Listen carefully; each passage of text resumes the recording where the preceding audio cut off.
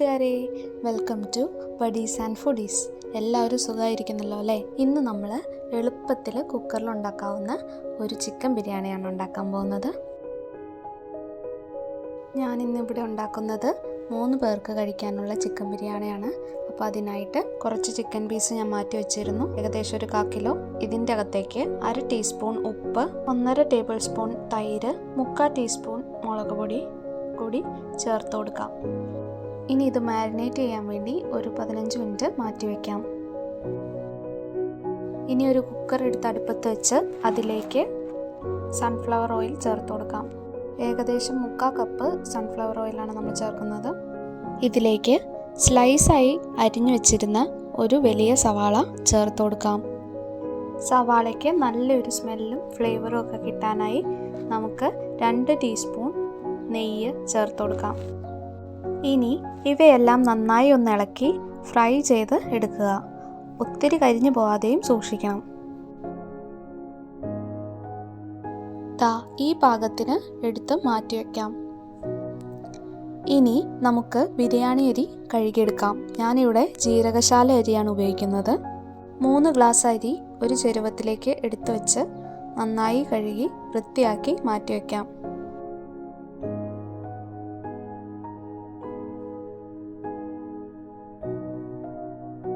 ഇനി നമ്മൾ നേരത്തെ സവാളയൊക്കെ ഫ്രൈ ആക്കി എടുത്തിരുന്ന എണ്ണ ബാലൻസ് ഉണ്ട്, ഇതിലോട്ട് തന്നെ നമുക്ക് ബാക്കിയെല്ലാം ചേർത്ത് കൊടുക്കാം.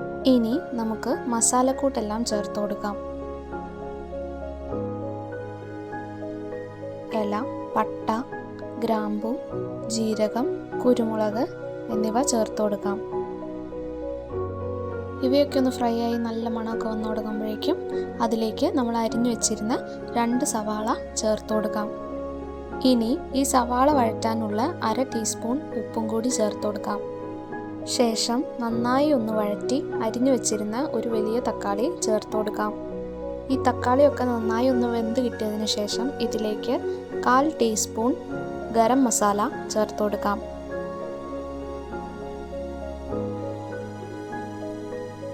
ഇതിലേക്ക് 1 ടേബിൾ സ്പൂൺ ബിരിയാണി മസാല കൂടി ചേർത്ത് കൊടുക്കാം. ശേഷം 1/4 ടീസ്പൂൺ മഞ്ഞൾപ്പൊടി കൂടി ചേർത്ത് അതിലേക്ക് അരച്ചു വച്ചിരുന്ന 4 വലിയ വെളുത്തുള്ളിയും 1 വലിയ കഷ്ണം ഇഞ്ചിയും പച്ചമുളക് 5 എണ്ണവും ചേർത്ത് കൊടുക്കാം. ഇതിനു ശേഷം ഇവയുടെ പച്ചമണമൊക്കെ മാറാനായി നന്നായി ഒന്ന് മിക്സ് ചെയ്ത് എടുക്കുക. ഇപ്പോൾ ഇത് നന്നായി മിക്സായി വന്നിട്ടുണ്ട്. സവാളയും തക്കാളിയും എല്ലാം വഴഞ്ഞു വന്നിട്ടുണ്ട്. ഇതിലേക്ക് 1 ടീസ്പൂൺ മല്ലിപ്പൊടിയും കൂടി ചേർത്ത് കൊടുക്കാം.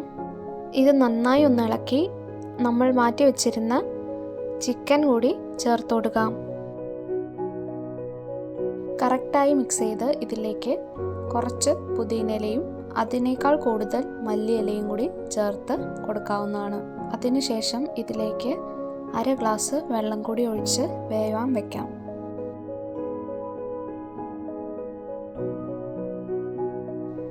ഇപ്പോൾ നമ്മുടെ ചിക്കനൊക്കെ പാതി വെന്തിട്ടുണ്ട്. നന്നായി ഒന്ന് മിക്സ് ചെയ്ത് നോക്കാം. ഇനി ഇതിലേക്ക് 2 ടേബിൾ സ്പൂൺ തൈര് കൂടി ചേർത്ത് കൊടുക്കാം. ഞാൻ ഉപയോഗിക്കുന്നത് പുളിയില്ലാത്ത തൈരാണ് കേട്ടോ. അതിനുശേഷം ഫ്രൈ ചെയ്ത് മാറ്റി വെച്ചിരുന്ന സവാളയിൽ നിന്ന് ഹാഫ് എടുത്ത് ഇതിലേക്ക് ചേർത്ത് കൊടുക്കാം.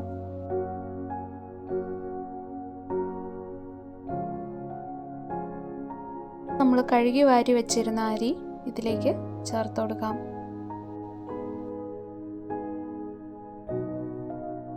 ശേഷം നന്നായി ഒന്ന് മിക്സ് ചെയ്ത് ആവശ്യത്തിന് ഉപ്പും കൂടി ചേർത്ത് 3/4 ഗ്ലാസ് വെള്ളം കൂടി ഒഴിച്ച് മൂടി വേവിക്കാൻ വയ്ക്കാം. കുക്കറിൽ 1 വിസിലടിച്ചാൽ മതി. വെള്ളം ഓരോ അരിക്കും വ്യത്യാസം ഉണ്ടാകും. നിങ്ങൾ ഉപയോഗിക്കുന്ന അരിയുടെ ആവശ്യത്തിനനുസരിച്ച് വെള്ളം ഒഴിക്കുക. കുക്കർ 1 വിസിലടിച്ച് വെന്തൊക്കെ വരുന്ന നേരം കൊണ്ട് നമുക്കൊരു പാൻ അടുപ്പത്ത് വെച്ച് അതിലേക്ക് 2 ടീസ്പൂൺ നെയ്യ് ചേർത്ത് കുറച്ച് കിസ്മിസ് ഇട്ട് കൊടുക്കാം. കിസ്മിസൊക്കെ ഒന്ന് പെട്ടെന്നാവും കേട്ടോ. കിസ്മിസൊക്കെ ഒന്ന് വേഗം ഫ്രൈ ചെയ്ത് കോരിയെടുക്കാം. അതിനുശേഷം ഇതിലേക്ക് കുറച്ച് കശുവണ്ടിപ്പരിപ്പ് ഇട്ട് കൊടുക്കാം. അതും ഫ്രൈ ചെയ്തെടുക്കാം. ഇപ്പോൾ ഇത് രണ്ടും നമ്മൾ ഫ്രൈ ചെയ്തെടുത്തിട്ടുണ്ട്.